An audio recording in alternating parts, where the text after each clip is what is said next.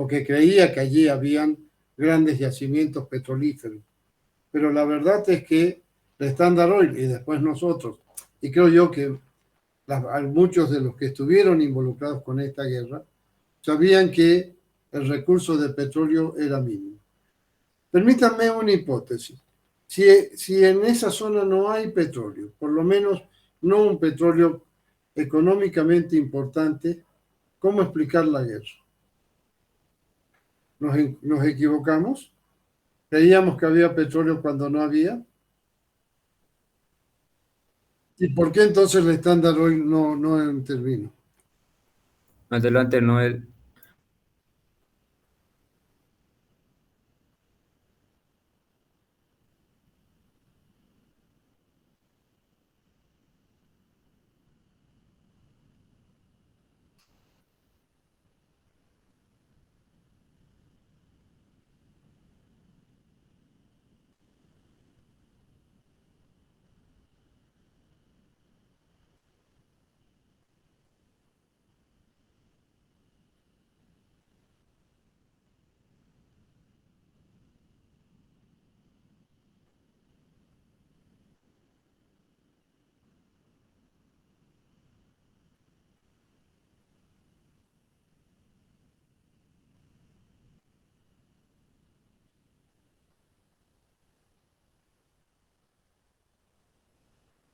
A ver, sobre el tema de los alemanes, no está en el texto, pero es bueno que aportemos información para poder hacer una interpretación correcta.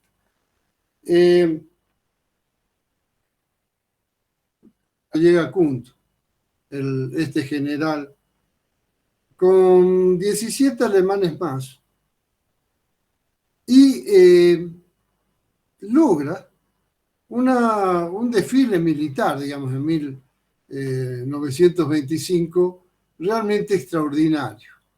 Hubieron digamos, muchos elogios y varios países de la región dijeron que Bolivia había mostrado realmente un ejército. O sea, como entenderán, antes de esto, los ejércitos eran más bien montoneras, gente que salía y marchaba a destiempo, con uniformes. Bueno, lo que hicieron para el centenario fue una verdadera presencia militar.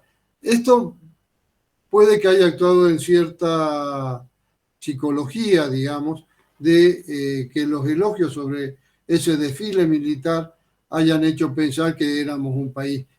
Mostró cierta capacidad interesante para tomar Boquerón.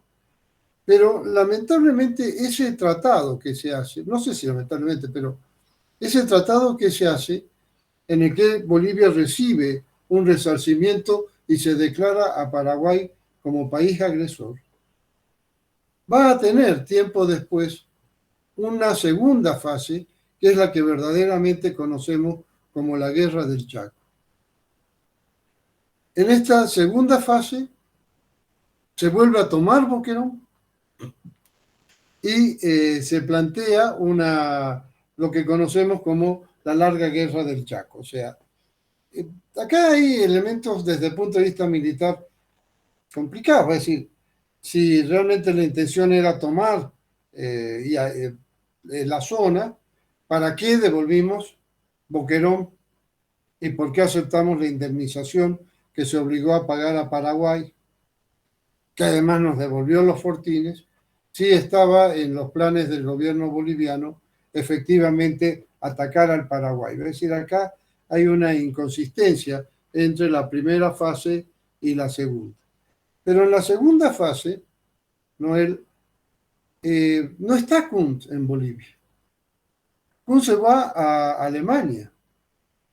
O sea, en el segundo ataque, o sea, en donde se produce lo que realmente conocemos como la Guerra del Chaco, aunque esta primera fase es importante y que Bolivia tuvo, digamos, un reconocimiento internacional como país agredido, pero en la segunda fase, Kunt estaba en Alemania. Fue llevada adelante por generales bolivianos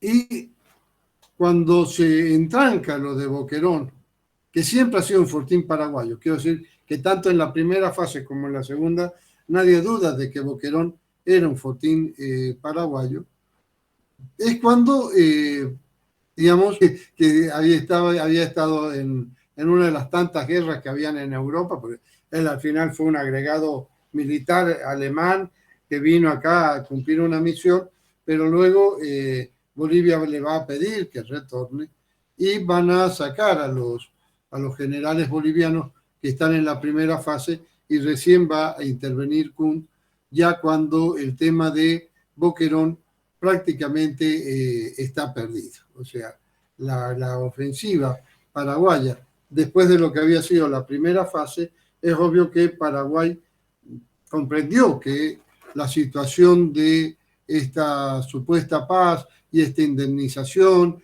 y el haber devuelto los fortines y que Bolivia devolviera a Boquerón no era algo que estuviera terminado. Y creo que el gobierno boliviano también, ¿no? Esto para mostrarte que la presencia alemana no ha sido permanente en el Chaco. Kuhn va a volver para hacerse cargo de las fuerzas militares bolivianas ya cuando en la segunda fase se han avanzado fuertemente en la etapa bélica. Entre la primera y la segunda fase, Paraguay comenzó a construir un ferrocarril. Y creo yo que esto iba a ser determinante desde el punto de vista militar, ¿no? Pero no quiero alejarme de René Zabaleta simplemente para darles algunos elementos, digamos, históricos acerca de lo que fue la verdadera presencia de los alemanes en la guerra del Chaco, que a veces se lo magnifica o a veces se les quiere echar la culpa de todo, ¿no? Pero la verdad es que después del éxito de la primera fase, comandada por Kuhn, la segunda fase comienza sin Kuhn, porque Kuhn no está en el país, y va a retornar a pedido de Bolivia Kuhn para hacerse cargo ya de una guerra que estaba bastante trabada en términos del Chaco, ¿no? Esto en términos de los alemanes. Pero volvamos a René Zabaleta, él no describe esto en el libro, él no maneja, creo yo, algunos elementos de historia más puntuales. Y tampoco creo que en la tesis de Zabaleta el tema de Kuhn y de los alemanes tenga mucha importancia. Para él el problema está en las clases bolivianas.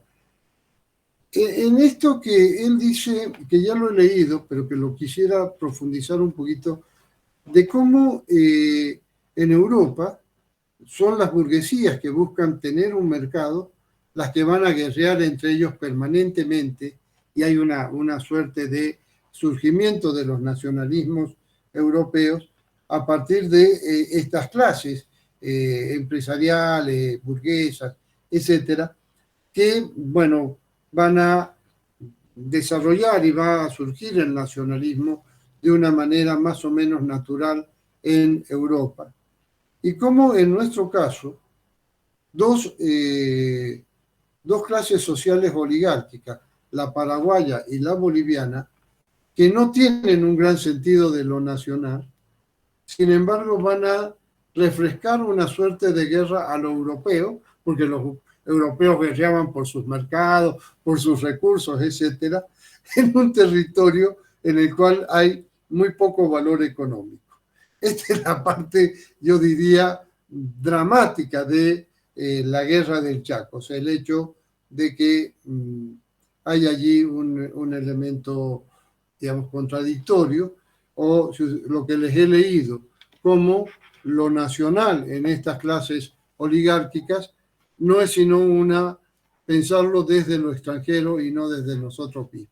O sea, no están pensando la guerra del Chaco desde nuestros propios intereses, sino que la están pensando en términos de que en Europa existían ese tipo de guerras permanentes y bueno, acá también se dejaron llevar un poco por esta visión, más que por un interés, digamos, económico fuerte, ¿no? Bueno, esto, digamos, para mostrarles de que tal vez la guerra del Chaco no tuvo las mismas características, por lo menos en la lectura que hace René Zavaleta, que las guerras económicas europeas, ¿no? Eso en cuanto a esta enorme duda de que tal vez esta no fue una guerra al estilo de las guerras europeas por controlar un recurso económico fundamental, sino tal vez un efecto reflejo de esas guerras, pero en oligarquías que no tienen un claro concepto de lo nacional. Esto es lo, digamos, lo contradictorio, lo que él va a ver. A ver, yo no sé si les interesa ver la discusión que él hace entre Tamayo y Arguedas. ¿Les interesa o seguimos con la guerra del Chaco directamente? ¿Les interesa entender el problema que se da entre la visión de Tamayo con la de Arguedas?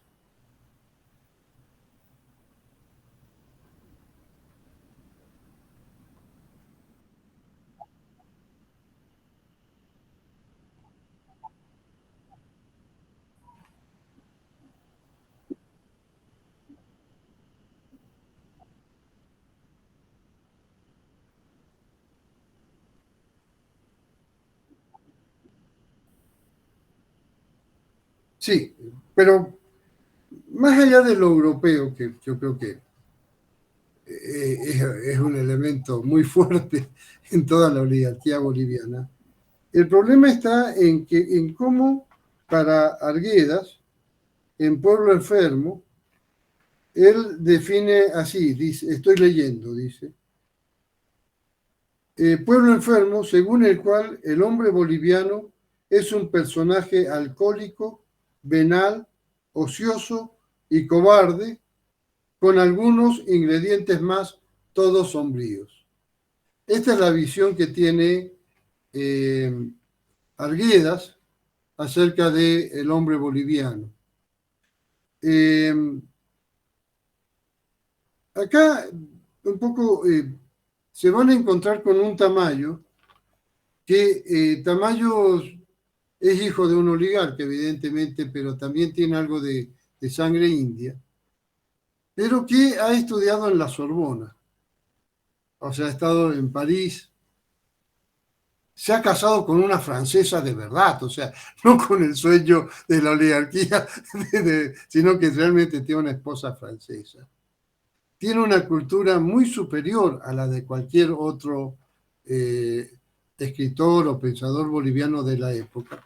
¿Y qué es lo que le va a permitir a Tamayo, de alguna forma, su enorme cultura, defender al indio desde esta posición cultural muy fuerte, sin que los otros tuvieran mucho que decirle, ya que de alguna manera Tamayo tiene todos los atributos que ellos quisieran tener. O sea, ha estudiado en Europa, tiene una cultura europea muy fuerte, su literatura, yo creo que acá se escucha mucho a Maribel, a Claribel, bueno, porque es uno de los pocos poemas de Tamayo fáciles de entender.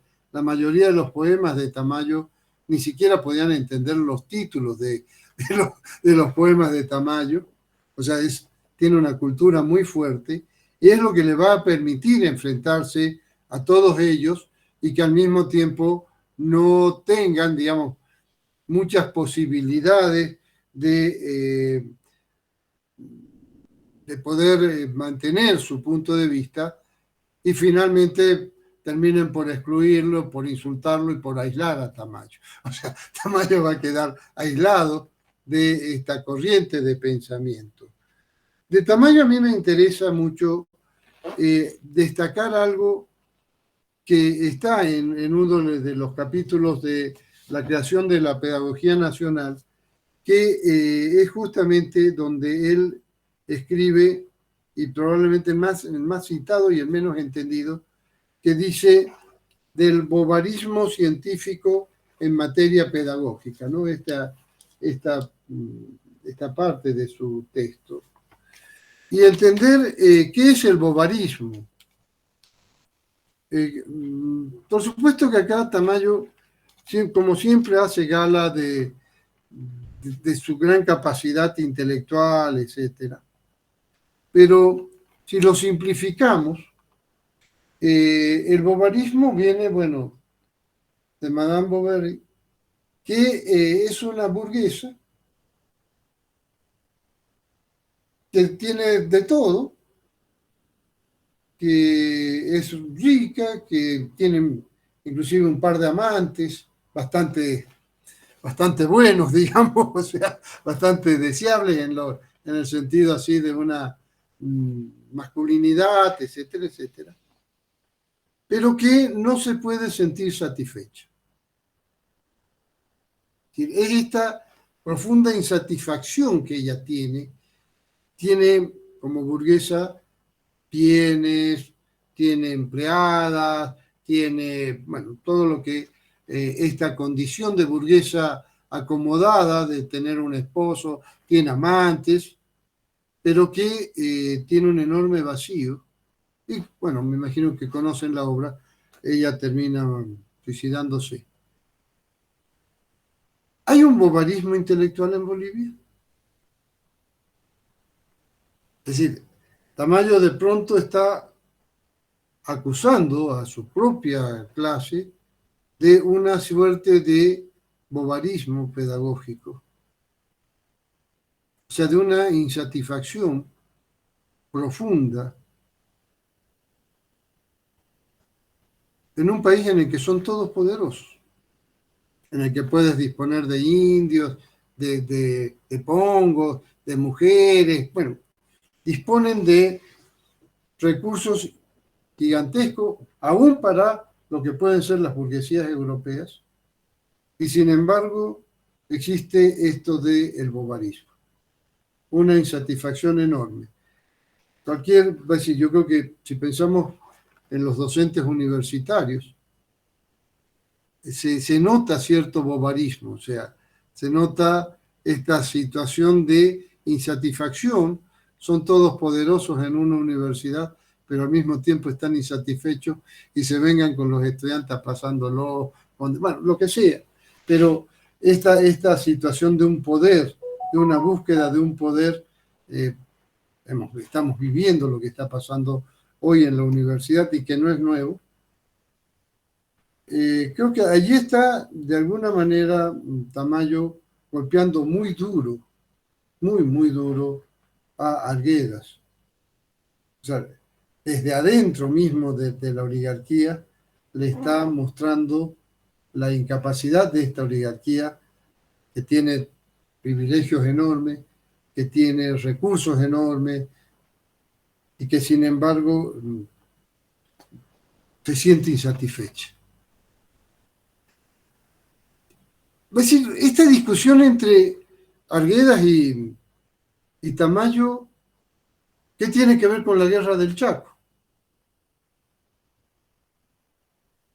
¿Qué tiene que ver esta situación, estas dos perspectivas? Una, la de Arguedas, que desprecia absolutamente al boliviano, sobre todo las clases nacionales bolivianas, y la otra, la de Tamayo, que de una u otra manera está mostrándole a su propia clase, a su propia oligarquía, esta incapacidad de sentirse felices con lo que tienen, esta necesidad de pensarse como europeos, sabiendo que no lo son, demostrarles de una manera muy brutal su poca consistencia en cuanto a formación en sus ideas, en sus formas de vivir, etcétera, y que creo yo es este bovarismo, por lo menos a mí me hace reflexionar que si lo pone ahí es porque de alguna manera tiene que ver con los orígenes de la guerra del Chaco. Una profunda insatisfacción de la clase oligárquica todopoderosa y que él lo está trabajando, esto lo podría haber trabajado en otro lugar, en otra obra, en otro libro, ¿verdad? Pero lo está trabajando justamente cuando está analizando a la guerra del Chaco. O sea, no será, por un lado, este desprecio hacia los bolivianos, a las clases nacionales bolivianas, y lo que los va a llevar a una guerra tan cruel, y por el otro lado, una profunda insatisfacción del más lúcido también de todos ellos, que es Salamanca. Salamanca es también de los líderes oligárquicos el más brillante, pero que nos va a embarcar en la guerra, ¿no?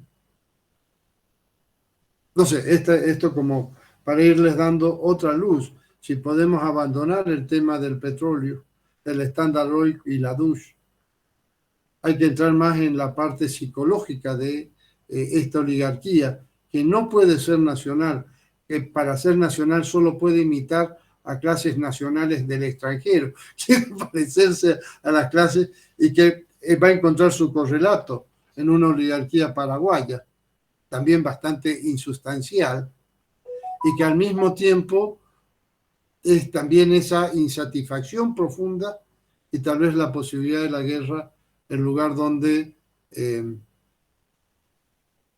no sé, la guerra como el resultado de esta incapacidad de ser nacionales y al mismo tiempo una guerra que apareciera ser nacional.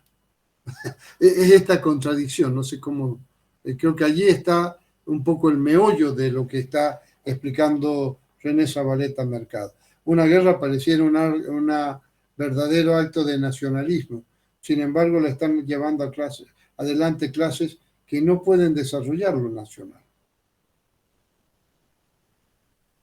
Entonces, tal vez sea esta enorme insatisfacción y este enorme desprecio hacia la gente de Bolivia la verdadera causa de la guerra del Chaco, más que los oscuros intereses del Standard Oil, que objetivamente no los tenía. No se mostró muy interesada en esta guerra. No sé, hasta ahí para irles mostrando, porque la guerra del Chaco es fundante para René Zabaleta, pero quiero que se entienda que no es el alarde de Salamanca de un nacionalismo.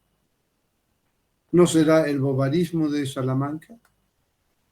¿No será la insatisfacción de Salamanca de ser tan poderoso en los Paraguay y Bolivia, los dos países más pobres de América, frente a lo que serían tal vez clases dominantes en Europa, mucho más ricas, pero que no tienen tanto poder como ellos, y su incapacidad? Creo que acá hay una parte, digamos, de esta psicología de la oligarquía boliviana y de esta guerra, pero que va a tener repercusiones muy fuertes, ¿no?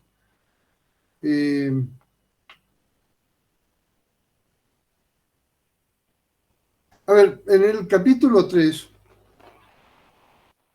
que me parece fundamental, él se va a plantear el análisis, creo yo, más sólido del libro, que es cómo es que emergen las clases nacionales en Bolivia a partir de la guerra del Chaco. Y estas clases nacionales para él son tres: los mineros, los obreros, representados por los mineros, los campesinos y las capas medias. Aunque el análisis que hace de las capas medias es realmente muy fuerte y muy poderoso. En lo que va a tener no sé, casos de soldados que después de haber guerreado allí se quedaron a vivir en el Chaco. Por lo menos en la parte que se nos quedó con nosotros. Sí, la mayoría de los soldados retornaron. El Chaco no tenía grandes posibilidades. O sea, estamos hablando de campesinos que eran pongos, que no tenían tierra, que podrían, por lo menos lo que se consolidó después de la guerra del Chaco, haber dicho: ya, aquí voy a tener mi tierrita, me voy a quedar porque esto es lo que con nuestra sangre, con nuestra lucha hemos conquistado. Y sin embargo, casi en su totalidad volvieron a sus zonas y no encontraron allí un territorio siquiera para decir: bueno, ahora voy a ser propietario por lo menos de una parcela de tierra y ya no voy a ser pongo, ya no voy a ser, digamos, manejado por el patrón. Esto es la parte, o sea, de que la guerra del Chaco tuvo muy poco en lo económico y lo mismo, pero yo digo, tú debes haber visto en el Paraguay, ¿verdad? O sea, la zona del Chaco sigue siendo la zona menos importante del Paraguay. No sé, esto para que entendamos que no todas las guerras, primero, que no hay un sentimiento nacional en la oligarquía boliviana, ni siquiera en Salamanca, y que cuando él está hablando de Tamayo y está hablando de Arguedas, lo que nos está mostrando es una, por lo menos dándonos elementos para entender una psicología muy profunda de una oligarquía que no puede ser nacional y que sin embargo nos lleva a una guerra atroz, que podríamos pensar que es un verdadero alarde de nacionalismo. Y sin embargo va a producir el efecto contrario, hace que emerjan las verdaderas clases nacionales, o sea, los obreros, los campesinos y sectores de las capas medias. A ver, comentarios sobre lo que estamos diciendo de la guerra del Chaco y que todo esto se va a plasmar en el 52 recién como la Revolución Nacional.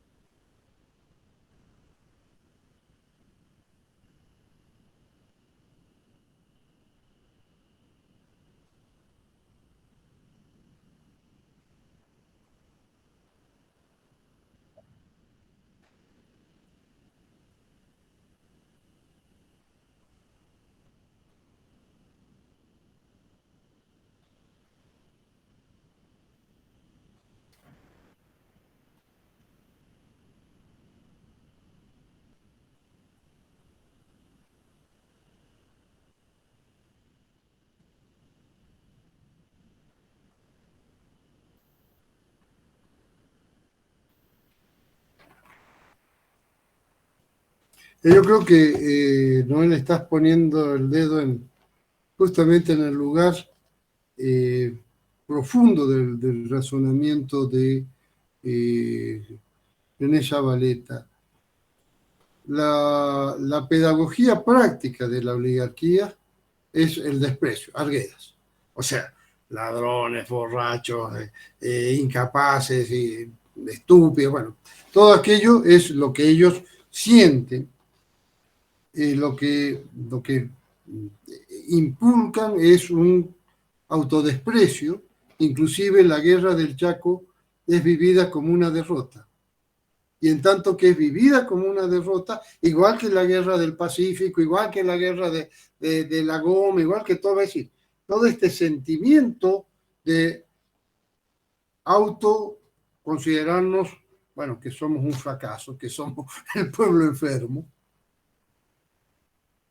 ¿Y cómo es que surgen las clases nacionales? Es decir, lo que has planteado es de una profundidad extraordinaria. Si durante todo el tiempo nos han enseñado a que nosotros somos despreciables, somos esto, que además hemos perdido la guerra del Chaco, que además hemos perdido la guerra de Chile, hemos perdido. Es decir, ¿cómo es que en esa pedagogía tan de autodesprecio, surgen las clases nacionales. Hay acá un fenómeno que no puede no ser sino contradictorio, ¿no? Hay un mensaje que está mandando Noel. Dice, es indudable que no se puede formar hombres superiores enseñándoles desde el principio que son inferiores, que son hijos de la derrota y la depredación. Bueno, si esa es la frase textual, yo acabo de cerrar el libro porque lo tenía con el dedo marcado, pero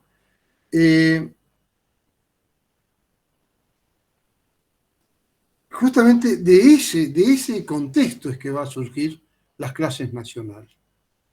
En esas condiciones es que están surgiendo las clases nacionales y sobre todo están surgiendo no de la victoria de la guerra, sino de la derrota. Por lo menos del sentimiento de que la guerra se ha perdido.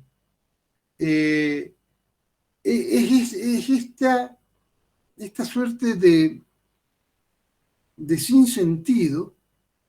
Estamos perdiendo la guerra, nos están inculcando lo que está acá en esta frase, que somos hijos de la derrota y de la depredación, de que somos inferiores, y sin embargo en ese contexto se están armando las clases nacionales, en base al campesino, al obrero y a las capas medias. Yo creo que el capítulo 3 es extraordinario, el análisis que él hace, no en vano. Justamente el capítulo 3 se llama La formación de las clases nacionales.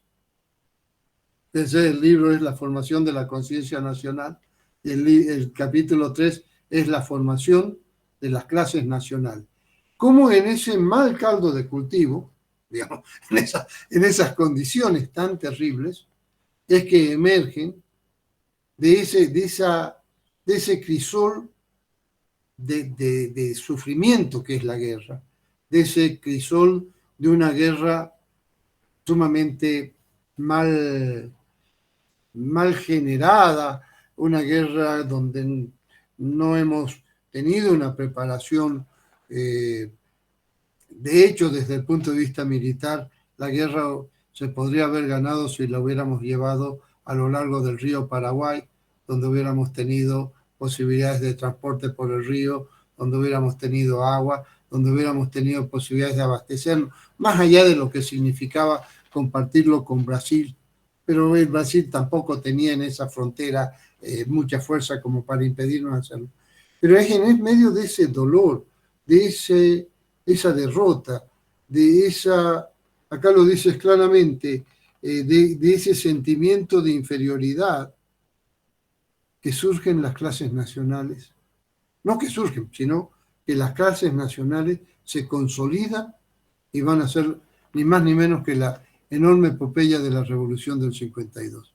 No sé, una invitación a que leamos profundamente el capítulo 3, porque es allí donde van a poder entender cómo es que aquellos que no son las burguesías, no son las oligarquías, no son los intereses empresariales, no es el Standard Oil, ni empresas transnacionales, ni son empresarios bolivianos, sino que son estas clases que han sido golpeadísimas en la guerra del Chaco, los obreros, los campesinos y sectores de las clases medias, ¿no? Diego, adelante.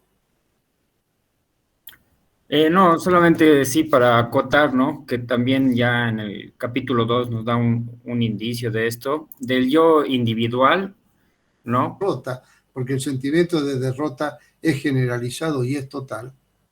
¿Cómo es que se fortalecen estas tres clases nacionales? Creo que esto lo vamos a trabajar porque son tres procesos diferentes y entender la constitución del yo individual, pero que es muy distinto a cómo se construye ese yo, por ejemplo, en los mineros, que hacen un proceso como clase, o en los campesinos, que hacen un proceso desde la nación misma y desde la comunidad, y el de las capas medias, que lo hacen desde la individualidad. Creo que allí hay una algunos elementos muy sugerentes de cómo la construcción de las clases nacionales no es simplemente un sentimiento personal individual. Hay clases que lo hicieron como clases, en los mineros, y hay otros que lo hicieron como nación, los campesinos. Entender ese proceso, que es el capítulo 3, yo creo que nos va a meter de lleno. Lo que hemos hecho hoy es entender cómo la guerra del Chaco, tan irracional, toda guerra es irracional, pero esta es más irracional que cualquier otra. Fuimos a una guerra terrible en donde no había nada que ganar, ni para nosotros ni para los paraguayos, y cómo después de un sentimiento terrible de inferioridad y de derrota, cómo es que las clases nacionales surgen en Bolivia. Ese proceso, ese análisis del tercer capítulo lo vamos a abordar en detalle, porque creo yo que es un gran aporte desde el punto de vista de, digamos, desde Zavaleta, esta búsqueda de entender cómo es que se va a constituir este elemento y que, como bien lo ha planteado Noel, es un proceso muy contradictorio.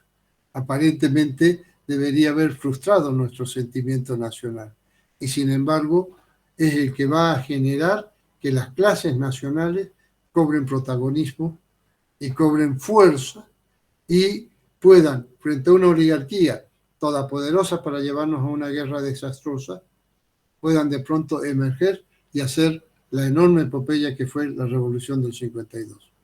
Bueno, esto para un poco motivarlos para que nos metamos al capítulo 3.